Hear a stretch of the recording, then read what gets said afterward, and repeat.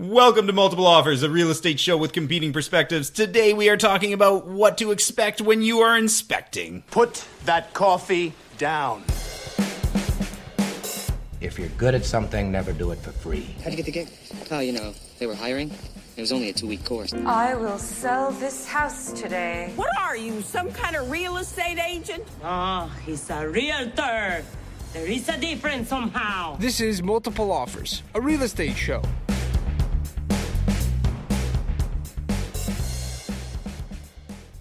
All right, so we're here for episode 13. We're going to do another express episode today. Last time we talked about what sellers should be thinking about before their home inspections, which is episode 12 if you want to go back and listen to that.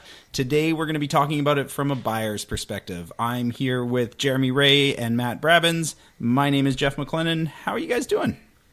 Great. It feels like so long since we've done this. It's only been a week. It's only been a week. Yeah. I'm good. I mean, we should probably, it's been a while since we've done this, but we should probably do our car follow-up. What happened with your car?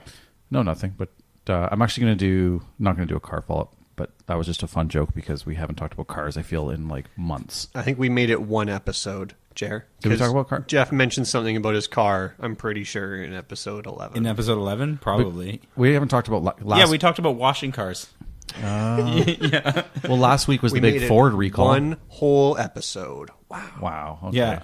Well, I still haven't checked it. I don't know if my car was part of the Ford recall or not. yeah, you should check. I should check that after the episode. You should definitely check after the episode. Fine, I'll do a cell phone follow-up then. We have a team cell phone.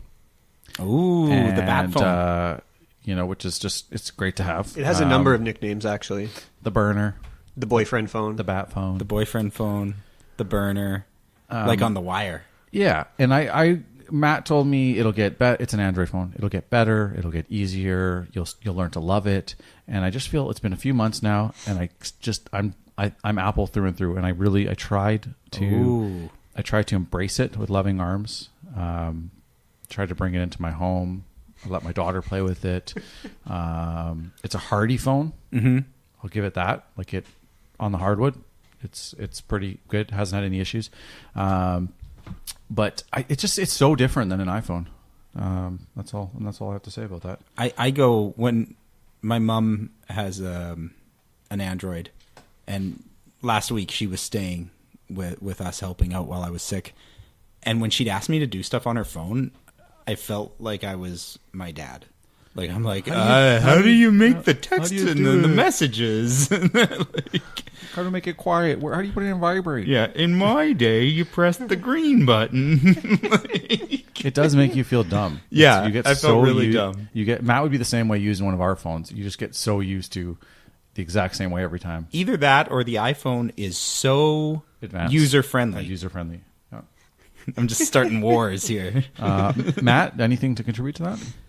I'm not a massive brand loyalist, but I'm happy with the Android things. So I don't like being told what to do. Yeah, I have a question. So you're frustrated with the operating system, but how is it? Because the whole point of the bat phone is so that you guys can trade phones off, right? Like somebody is on the team. Correct. How is that working? That's been fine. Yeah. Yeah.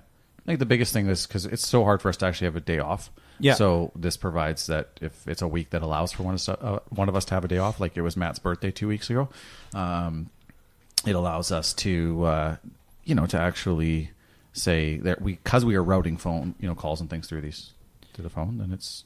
Do you find is there anything weird with, are clients texting the bat phone, or are they still texting your personal phones? Both.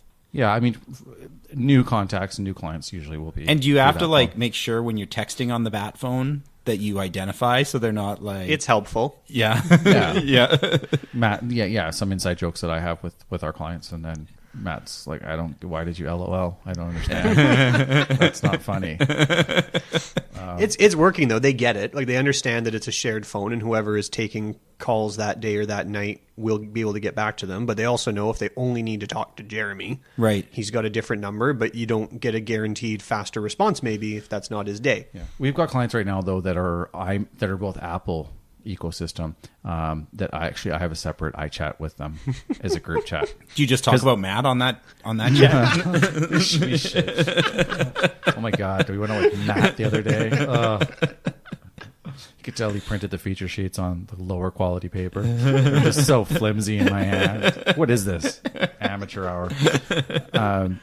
No, it's just they don't, and one of them refuses to use WhatsApp, so that would be a normal way for us to do it. So yeah, so it's like I can't group chat you guys on the burner phone, so maybe we have to figure that out. But that's just a funny little. I guess when the burner dies, we have to migrate. Ooh.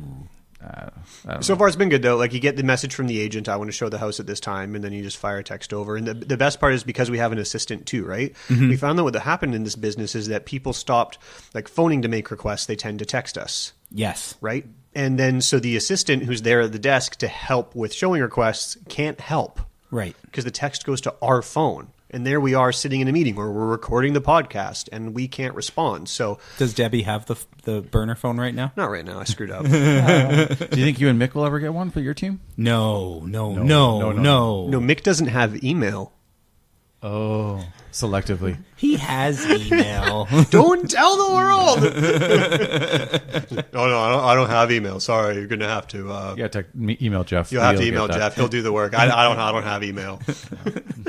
I don't know where to get one. I don't. No. I don't want to learn. Sounds hard. I will say he still pays for his email. You have to pay he's for keeping email. Uniserve in business. Yeah. Oh. Yeah. What? Uniserve? Yep. It's paid. Hold on. Oh, I didn't even hear what you said. He is paying to have an email service. He is paying for his email address. Yep. Yeah, he gets $500K a month free. Wow! So the first 500 kilobytes, it's a lower charge. Yeah. So as long as he keeps it under that, maybe he's just watching his threshold. The problem is he's had it for so long. At this point, if he was to give it up, somebody's going to email him, or someone's going to take that email address from him. Well, that could be a problem as well. Yes, that could be a really big problem. Yeah. But if nobody has it, right, then that is not an issue. Yeah. Yeah. Yeah. So, what's new with you? Well, I have to say, all the new forms, and I know that they'll be good eventually, it's hard keeping track of everything that needs to be done. Like, I'm all over the main one, the disclosure, but when you need the privacy one, and when you need there's 4 of them, right? Are there 4 new forms? I don't know. Ask Debbie. Yeah, I just feel I had to go back to a client who I'm like, I took your listing, but there's actually something else that's part of this signing, and I didn't know. You just kind of feel, it makes if you don't want to feel dumb, but a lot feel like has a just first-year changed. agent again. And I mean, they were really good about it, and I was completely honest. I'm like, brand new forms, not used to this yet. Yeah. So, and it all could change later on in the year. Yeah, but it's a bit cumbersome. There's a lot of paperwork. Yeah, and the consumers are starting to understand it too. Those who are working with us, they're like, "Wow, this is a lot of paperwork." The one I find the disclosure of how an agency works, as long as you sell that correctly to them, I think the consumer likes that form. That completely says this lays out exactly how our loyalty works, how we're working for you, and what the rules are. I love that form. The commission disclosures on every counteroffer. I have not met a seller yet who isn't like, we just signed this form. I'm like, yeah, I know, but they went up $1,000, so you got to sign it again with the slightly adjust. Like that one, the sellers are frustrated with. It's just an annoying piece of paper that they have to sign every time. Yeah, I just make fun of it on the front end and say, here we are, guys. Yeah. This is why. Yeah. We just got to live with it. It's terrible. And they're like, okay, I get it. Them's the rules. Yeah, which, I mean, maybe we're being a bit inside here. What this form is, for anybody who doesn't know, is the seller has to sign a form that they know how much commission they are paying, which is fine once, but literally every time the offer changes. So if you go back and forth 5 or 6 times during the negotiation, they have to sign 5 or 6. Yeah, and the commission is a percentage of the sale price, so we have to do the math and actually give them the dollar amount. The formula isn't sufficient. Right. Yeah. The biggest issue right now is that we have to do that. So if you're selling your home and now we're going over this document and they're writing a counter, they want us to actually go over that on potentially an offer that we had no intention of signing off on. Yeah, because like let's say you have multiple offers and there are 8 offers, which would be amazing. You actually have to fill that form out on all of them. All 8. Not just the one that you're entertaining. In that situation, I understand the concept because in those situations, maybe the agent was doing something that made it not so obvious that there was one offer that was more lucrative to the listing agent. So showing the different commission between the 8 might be really valuable. Sure. If there was a circumstance where there's one offer where they're getting paid a whole lot more. When you're dealing with one offer and negotiating back and forth and making a change by $2,500, the seller really doesn't need you to do the math to tell them that it's going to be another $42 in commission. Right. Yeah. So if you want to if you're listening to the show and you have an agent and you want to get them talking or venting, just ask them. Yeah. So what are you thinking of the new forms? Okay, let's move on from forms. What's going on with you, Matt? Boring. Oh, I want to talk about buyers. You want to move on to the main topic? Yeah. Let's do it. What to expect when inspecting. I read that book. Now you want to get nuts? Come on. Let's get nuts. You decide your own level of involvement. Well, I guess this is a case where we'll have to agree to disagree. I don't agree to that. Neither do I. Wrong. National debt. Wrong. You're an advocate. Wrong. With that money, lost one. Very nice words, but happens to be wrong. You're listening to Multiple Offers, a real estate show.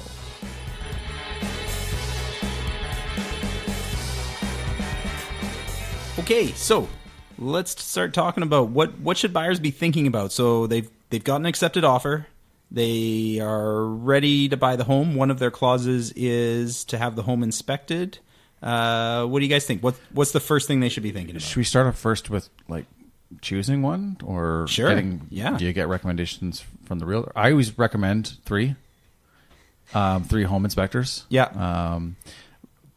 But I also kind of say you can hire if somebody has a family friend who does it. That's something I'd be very careful. If they have a family friend who is a home inspector, great. If they have a family friend who is handy, I'm very scared. No. I mean, recommendations from friends or things like that. Yeah. Are there's good home inspectors and bad home inspectors? Like every profession. Like every profession. Yep. Yeah. Well, and up until recently, the home inspector was the only person in the process that didn't have to have a license. Like when I started selling real estate, we have to have licenses. Mortgage brokers have to have license. Everybody in the process has to have a license. But anybody could be a home inspector. As long as you got a flashlight and a clipboard. Yeah. Yeah. Now they've changed that now. They have to be licensed. But even still, there are varying degrees. And I think there's a spectrum, right? Like you've got the home inspector who is, I mean, the big thing back in the day was Dr. Death. I won't use his real name. And it didn't matter. The first 2 home inspections were going to fail. And then the third one was, and it was a scam. That was his business model. He'd get 3 inspections out of every client, and away he'd go. And you don't want that guy. Now, you also don't want the guy who's like, I had a listing one time where the home inspector came in. He had one of those moisture detectors. He pointed it at like 3 walls, was like, looks good, handed me a business card and said, passes every time, and left. And I'm like, whoa. Now, I was representing the seller. Yeah. But man, I would not want my buyer to be using that guy. Yeah. Like, we all have our people we trust. I have one guy who's like maybe a little more techie. Like if I have maybe a younger client that wants to see everything on an iPad, there's that. Sometimes, maybe time is of the essence and you don't have quite the time to wait, a day for the full report with the pictures and everything like that. So there's some people that are a little more expedited, but can kind of depend. I think the things I want in that sort of the good zone for a home inspector is I want somebody who's thorough and who's going to find everything, but also who's solution focused, who's not just going to find the problems, but also going to offer, like, my favorite home inspectors are like, okay, here's the problem. Here's how you can fix it. Here's the Band-Aid version. Here's the full-blown Mercedes version. Yep. Here, like somebody who's going to help them put it into perspective, come up with a plan. Yeah. And I think one of my guys, one of the things I really liked about him was putting it into perspective and being like because you don't know, somebody could only be looking at 1980s buildings. And there's going to be potentials for fixes, but someone that can actually say, it's fairly common. None of these buildings are going to be perfect. They're going to be at different life cycles in their repairs. Right. But yes, this is a repair that probably is going to be needing to be done in the next 5 years. here's kind of what it cost. Because I find as long as people are prepared for it, that helps them make the decision, and they're aware, right? Yeah, it's the inspectors who are the alarmist type that we want to steer away from.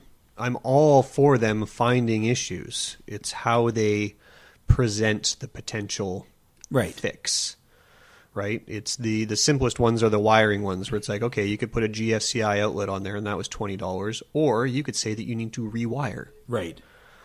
You know, both are correct. Well, I think that's really important too in a home inspector, is making sure that you find a home inspector who is good at communicating with you on your level, right? Like if you're super handy and somebody who knows a ton about this stuff, maybe you want a home inspector who's really going to go deep on here's how you do this and here's what I do, and away you go. I had an inspector once working with a finishing carpenter, and I mean, I didn't even understand half the stuff that they were talking about, but they brainstormed the entire project of the house, whereas with somebody who is getting a home inspection because they don't know a lot about a house, they don't want that. They want somebody who's going to be like, okay, what are the danger signs? What can I fix? What can't I fix? I just want to know, is this something that's, worth my time? Yeah. I one thing I like too for some of the younger buyers or maybe less experienced buyers, first time buyers that come in all ages, but going over components of the house. And like you said, knowing who you're dealing with, because for some of these people, so water shut off. Why do I need to know this? Is it? But going through and be like, here's where it is, because they might know. I mean, we deal with sellers all the time that don't know really anything about. I didn't know I was supposed to run a fan. Right. What do you mean? Well, like, yeah, you cook rice every day. You have 30-minute hot showers, and you're creating all this humidity. And they wonder, because you look at their house and you go through and you go, well, there's some mold on your sills because water's been condensating on the windows. But a home inspector could have just taught when they bought that property, here's some things to do, right? So I don't mean just cooking rice, but anything, steaming vegetables. Yeah. Any kind of people that cook a lot. I cook a lot. I run the fans probably excessively in my house because of that. That makes sense. I have something sort of in my notes here, Jeff, that really, it kind of fires me up based on something you said. Okay. You're talking about Dr. Death. Yeah. And how his first 2 inspections fail. Yeah. And when I was preparing for this episode, I sort of said, why is the buyer inspecting? Mm-hmm. Why are you inspecting? One of sort of 3 sort of languages to use. And one, is it to pass or fail inspection? Right. And that is language that in this business drives me crazy. Because I don't think it's pass or fail. Not very often. I mean, an addition on a house could be a fail. Well, I just hate it when I hear somebody say, oh, we were going to buy this house, but it failed inspection. What do you mean it failed inspection? You mean it needed $200,000 in work? You still could have bought it, at the right price. Yeah, I guess that's what... Well, yeah, I mean, there's not very many. I think very few homes probably are a flat-out fail. There are, we went into a house one time where the foundation was literally being held up by boulders in the crawl space. And the inspector was like, I could push these boulders and this house is all going to come down. Settle. No. So unless you're a builder, that's probably a fail. Okay, so you chose that house. You said, I love this house at this price, did my inspection, find out that the foundation is absolutely unsuitable, but the house itself is good. So if I put it on jack stands and pour a new foundation, the house that I fell in love with, I can still have. What's the cost of doing that? Right. So I guess the fail is a shorthand for the cost is more than I'm willing to bear. Should it be, though? Because everyone else who goes and looks at that house knows that it has a bad foundation. So now the seller has to reflect that. They have to say, okay, my house needs a new foundation, minus $80,000. Solution found, right? That's why I hate the word fail. That house, you loved that house. Go ahead and buy it, but only if it reflects, okay, you bought it for $1 million on the premise that it had a proper foundation. Mm-hmm. You found out that it doesn't. Now buy it for $900,000 and put on a new foundation because you love the house. It didn't fail. You just found an issue that needs attention. Yeah, I mean... To me, failing would be, okay, the entire structure is rotted. You can't see it's beyond repair. Yeah, you can't see a leak in the roof, and we know that every one of these walls is rotted out and risks the whole structure risks collapsing. That's a fail. The house can't be saved.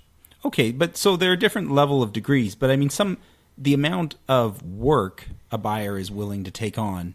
Like let's remove the word fail from it's a language from thing the vocabulary. that. But you may, in your inspection, decide, okay, there is more work than what I want to take on. Like that is one of the reasons to have a home inspection. I suppose it's never happened for me. They love the house. Well, okay, but you're also assuming that they love the house. There are many times where somebody is buying a house where they like the house, it will work, but you have never had a home inspection. You've never walked away from a home inspection. You've never collapsed a deal based on a home inspection. I'm a closer. Always found a solution. And the seller has always been willing to go with that solution? Yep. Have you ever said a house failed home inspection? Me? Yeah. Yeah. Oh, for sure. Oh, so you're who Matt's talking about. Yeah. It's a language thing, right? No, but it's... Well, that's where my hang-up is on the language, right? But I think there's opportunity to find a solution in every one of them. Some people they give up too easy instead of actually going through it. I am totally in agreement with you that there are many times where people want to walk away and there is a solution. I totally agree. I also think from a buyer's perspective, before the inspection, they should be willing to walk away if what they find is too much for them. And especially because, now you may have just had great luck. There are many times where you're like, oh, there's $100,000 worth of work we need done. Seller, will you do $100,000 worth of work? No. Maybe the difference is that I have a lot of experience in the methodology of construction of houses, and we don't even write on them when we look around. Like we walk away before we even do the inspection. Is maybe the difference. Is why I haven't walked away from one after inspection. You can see some of the red flags. Yeah, right I can walk through and be like, oh, I can see this foundation, guys, is a thing that is going to be an issue. They're like, never mind, I'm not interested in this house. Oh, this house hasn't been rewired, even though they say it has, and you're going to have to pull out all the drywall and go around and do all the rewiring. No, I mean, and there's okay, never mind, we're not writing. So the big things that typically maybe would cause someone to walk away, we're kind of already out the door, but we haven't written the offer. So then your people should never have home inspections because you spot them before. Not a home inspector. Like there are always. There are always homes with surprises. I mean, I understand home construction as well, and there are things you're going to spot and tell people about beforehand. But the whole point of a home inspection is you are not a professional builder, and the sellers, like, it is always good to have an extra opinion. I'm not saying we don't do inspections. Yeah. But when we get an offer accepted and we do an inspection, I haven't had one yet that has found something of significance that's caused the deal to collapse. And even representing the seller, I can't remember one that has collapsed because of inspection. I can remember a lot of situations where we've had to massage things to find a way to get it done, but the buyer in the end wanted it done, so we found a way because they did love the house. So I'm just having a hard time thinking of one where it collapsed because of inspection. I'm not opposed to the inspection or finding big things. It's just that I feel like I just haven't come across the ones that have been enough to stop the deal. Usually those houses are pretty clear, and the person's either looking for a project. It would only be a catastrophic sort of home that would be an issue that would cause a problem for someone to say, actually, I can't fix this one.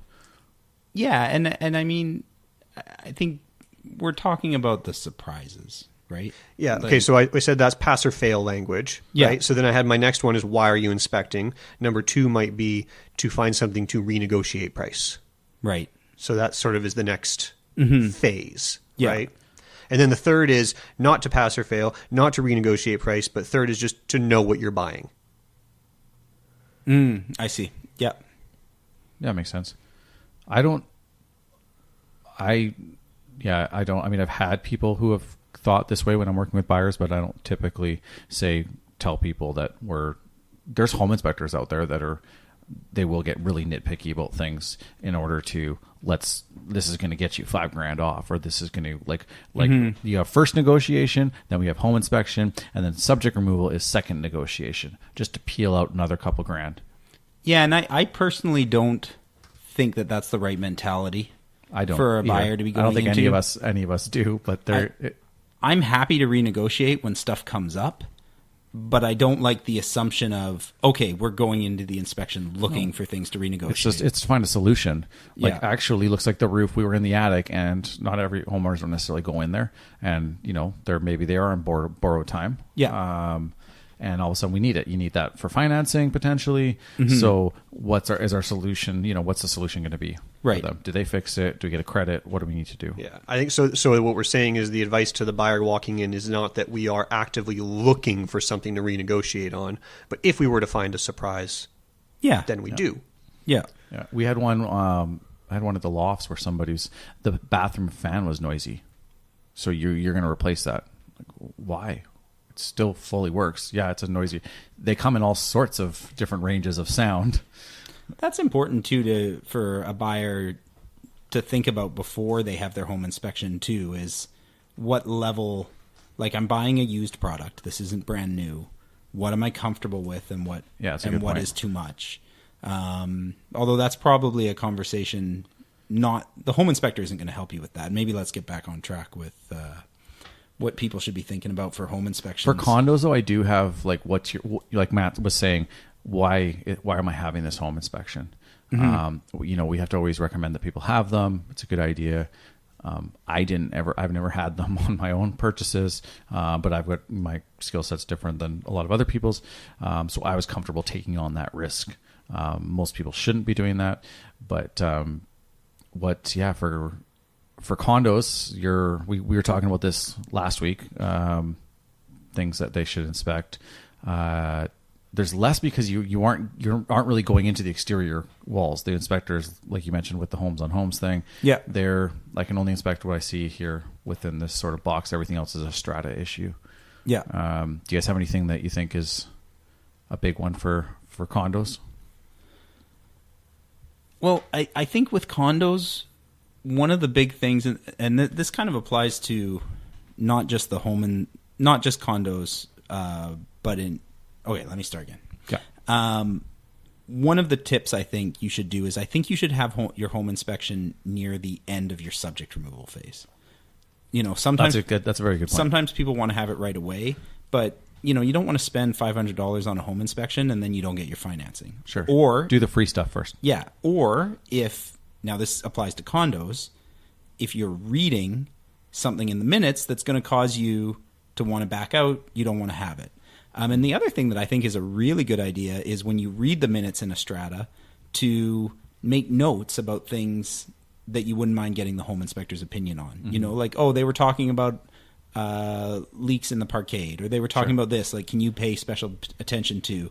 And then the other nice thing, I guess the other caveat to waiting is don't wait till the very last day, though. Like, have it near the home inspection, but not on the final day. Because if you do have to renegotiating on the day of subject removal is so difficult. No, not a good idea. Or even just for the buyer to digest the information. Yeah, not even renegotiate. Maybe just investigate. Like the inspector's like, hey, it looks like the parkade has got real problems and there's no mention of it in the minutes. Well, maybe we want to try and talk to the strata manager and see what they think. But it's 5:00 on subject removal day and we can't get a hold of the guy. And oftentimes the minutes they're so vague when you're reading them. Like, I am a fan. The depreciation reports, yes, they're hit and miss. Yeah. But at least it's some sort of information, whereas before we were reading, just like we talked about last week, about the houses, what was done, it's been rewired, or wiring's been updated. You have plumbing's been updated, and we know as realtors have been doing this a while, plumbing, replacing plumbing, if you get that on the listings even, you'll see, could just be one section, could be one part of the system, or it could be a full comprehensive right into the fixtures, into the unit. Right. And we, reading minutes, a lot of times and some stratas might be vague on purpose, or they don't quite know yet. So they're just sort of, this is one way of wording it. The worst is when they mention something like membrane issues in the garage, and then they don't mention it again for like 6 months. Mm-hmm. Like, that's a pretty good thing to bring up to the inspector. Like, hey, they mentioned this. I have no idea if it got fixed or not. Like, there was a big issue in this part of the garage. Can we go take a look at that part of the garage, and can we get your opinion? And it's always a good idea to get them down there looking. Yeah. There is going to be glaring, like, things that they need to see, right? You can clearly see one of the buildings a colleague of ours lives in had a river running through it. Yeah. Like anytime it was raining, that's just our creek. It's a water feature in the parkade. Yeah. They're finally having to deal with it. But that inside perimeter walkthrough of the parkade, you don't need to be an engineer to see that. Yeah, for sure. So strata stuff. If there's anything else really in... I think one thing too that's important for a buyer is to understand the limitations of a inspection. You know, understanding that they're not going to be able to get into any walls. That, like, really, an inspector is a generalist, right? And they're essentially going to be pointing things out to you, but they're not necessarily going to have the answer for everything. Again, a reason not to do it on subject removal day.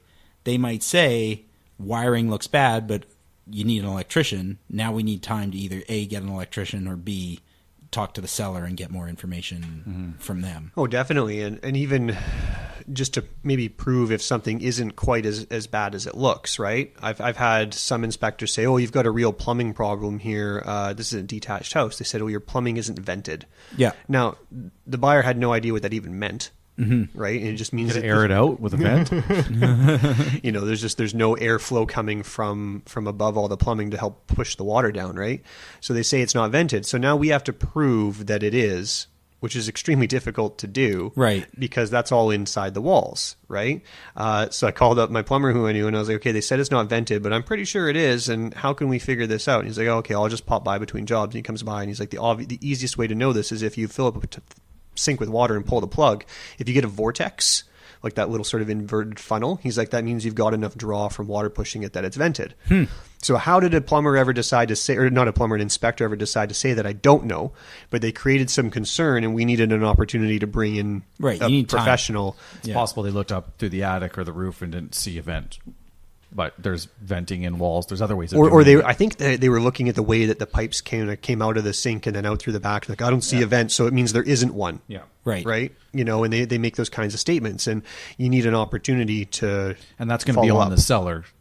The buyer's not coming in there with the plumber. It's going to have to prove that it's not. It's kind of the onus is on the seller to get. Yeah, and then once that's satisfied, then everybody's happy, right? But you needed that little bit of time, and it was still a massive time crunch, right? You know, you've got 24 hours. Yeah, which means you've got 12 to get somebody in there, and then you get your answer, and then you talk about it. Yeah. So yeah, don't write off a place because of something that there's some systemic issue with the plumbing. Dig into it a bit. Find a cost, and if it is pun intended, what was the pun? Dig into it. Oh, dig into it. Yeah. Sometimes I don't even know it. It's just ever since the baby. You're just such a natural. But there's this like Matt solution. Like we're all solution based. We're all great realtors because we try and find solutions for people. You still want to buy something, they want to sell. There's a way to make this happen. So let's find that solution. It's not happening on the Friday of subject removal. Right. I feel like needing more time. I feel like moving forward now we're going to start. We used to try and how can I get this offer accepted? How can I make this appealing to a seller? 5 business days for the mortgage. Right. Doesn't allow you a lot of time to get this stuff done. So I think it'll become more common practice now like it used to be to have a week and a half. Yeah, the expectation now from a seller is very short subject removal periods. That's a little long. Yeah, like, no, it's not. No, it's not. That was a week. It's a week. We don't get financing confirmed until 5 business days. Yeah, give me a break here, guys. Right? I think if buyers are listening and really wondering, I think to me the most important part of all of this, we talked a lot about the specifics of the action of it, but when it's time to hear the report is to train your mind to hear it the right way. Yeah. Because you'll hear words like unsafe or replace and things like that. And it becomes very distracting as you hear the report and you think that it's a massive flaw in the home. Because the inspector doesn't quite realize the gravity of the words they're seeing. Yeah, they don't. They're like, yeah, it needs new this, and that. And I think on that note, I think a good piece of advice is to be there at the inspection so that the seller can show you firsthand. You mean the inspector? No, I mean for the buyer to be at the home inspection. You were just saying so the seller could show you firsthand. Oh, sorry. Yes, I mean the home inspector. Like sometimes I get buyers who don't want to come to the inspection; they just want the report sent to them. Ugh. And it's way better if the inspector can walk you through and show you. I don't feel like that even needs to get explained, but it does come up a lot. Like, oh, well, I can't take the day off work, so just send me the report. Tell me if it passed or failed, Matt. And, well, it's because like, an inspector has a duty to report all of these things, right? Yeah. And it can look like a scary list when you're like, oh my gosh, look at all these things they found. well, their job is not to point out the good stuff, right? Like, that's not what you hired them for. So when you get a report of nothing but bad stuff, sometimes it can feel overwhelming, but they're not there to say like, oh, they did a really good job on this and they did that, and oh man, they took great job of the roof and blah. That's just not what they're there for. Great maintenance on the roof. Yeah. I guess there actually is roof maintenance. That wasn't. The windows have been maintained Yeah. very well. Always Windexed every Sunday. Yeah. Yeah, I think that it kind of comes back to what I was saying about perspective. Like, ask dollar amounts even. Like, is this, how much time do I have left? Like, roughly, is this like a tomorrow thing? This needs to be addressed, like, before I move into the house? Is it safety? Timeline is good. You'll get some inspectors who will give you dollar amounts, but they're not actually supposed to. Yeah, it's actually against their licensing to tell you, which is unfortunate because they usually know. Can I tell them? You can tell them. Okay. Yeah. and they don't have to believe you. There you go. Yeah. And No, maybe I'm the not in inspector can nod as you tell them. I was given, I think I might even have it in my bag, but there was, back in the day, we used to have these things. I always just kind of still have it around, but it like itemizes how much to replace a roof. They kind of, have you seen those? Yeah. The little James Dobney booklet. The Dobney booklet, yeah. Although I wonder if that's current still. It's wildly out of date. Yeah. Yeah. Yeah. But it's kind of funny because it does kind of give you, I mean, that helps to put things into perspective. And I think, I might be wrong, but I think the way Dobney got around, so James Dobney is a home inspection company. The way I think they got around doing that is they didn't give that to the clients. To give it to the realtors. They give it to the realtors. And so you're just holding it for a friend. Yeah. Sneak attack. That's not mine. Yeah. Your name's on it. Yeah. I did not give that to you. Yeah. That's funny. I don't know if that would actually. Well, it's not quite. It's their estimates. It's kind of to give you a but it's a they're ballpark. they're just. I was at an inspection a couple weeks ago, and they were asking the inspector like, "Oh, how much does this cost?" And as your realtor for my book. Well, it wasn't Dobney, but the inspector was saying like, "Oh, I'm not actually allowed to give you like the licensing," which I didn't know beforehand, and then they went through. Like, here's where you can find the costs. Here's a good way to estimate. And they tried their best to help them out as much as they could. But it was interesting that there are some things the inspectors are limited by, right? By their licenses. Right. Do we get all of them? All of the things to expect when inspecting? No. What to expect. What to expect when inspecting. Yeah. Okay. Not information on babies. I think they're ready. Okay. I think they're ready. They can email us if they have any good. more info. Yeah, and if you want to email us, feedback at morealestateshow.com. And send in, we need some questions of the week. So if you've got questions, send them in. That's going to do it for today. And please think about leaving us a 5-star review on iTunes if you enjoyed this. And share this with your friends, as Jeremy likes to say. And thanks a lot, guys.